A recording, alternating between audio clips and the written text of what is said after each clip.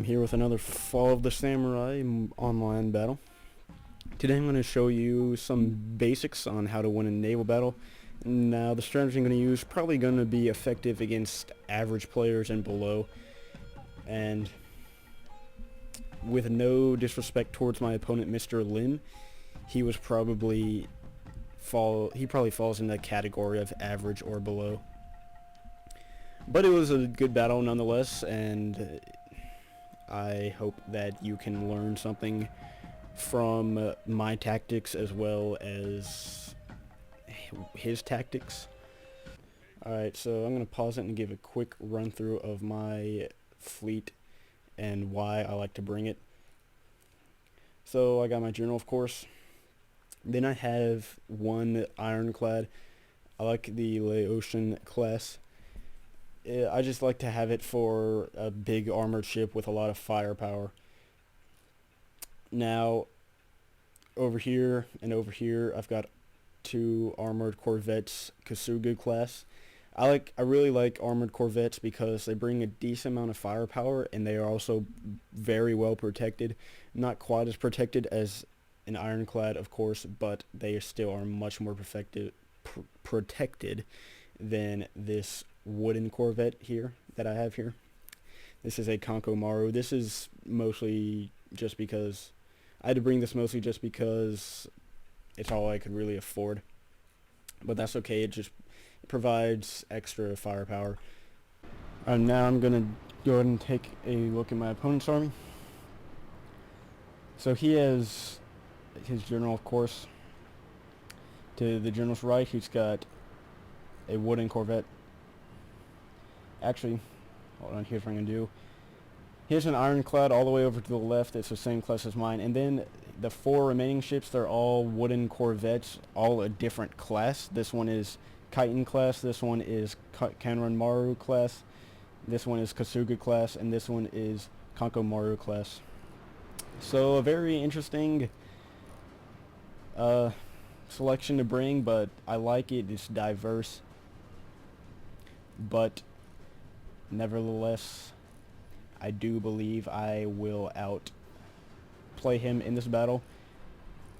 So what I'm doing now is a pretty basic but effective strategy if your opponent is to fall into the trap that it creates, and that is just to make a basic U shape or V shape with your ships.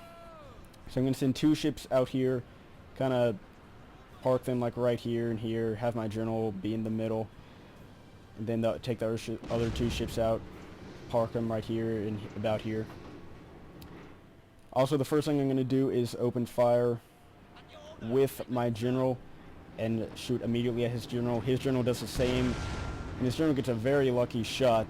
On his very first shot, it kills quite a few guys on the ship as well as takes out a cannon. But that's okay, because now I am free to open up fire pretty much broadside with all of my ships, while his ships are still facing forward, and only his general ship is capable of shooting straight. Now what I'm going to do is target his Ironclad with two ships, his general with two ships, and then just target two of his wooden Corvettes with one ship each. Of course, always remember when targeting wooden ships, use explosives. They are the most effective type of ammunition against wooden Corvettes or wooden ships in general. Always target Ironclads and general units with the armor-piercing shells. They will definitely be the most effective against those kind of ships. Explosive shells can be very effective against Ironclads if you get a good hit, because what they will do is explode above the ship. Actually, they are not usually meant to go into the ship. What they are supposed to do is explode above the ship, and they can kill a lot of men if you get a good shot. So this wooden Corvette is beginning to waver, but so is mine. This one actually ends up surrendering after getting on fire. This one does also surrender after catching on fire. You can see just how effective those explosive shells are. This one also surrenders after catching on fire.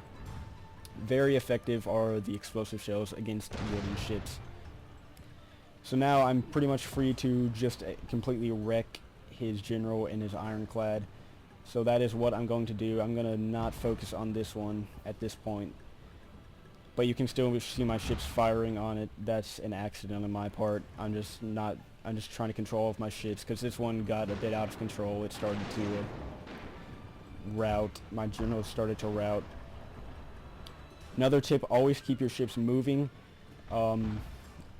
especially in the beginning, and, well, not especially in the beginning, especially throughout the battle.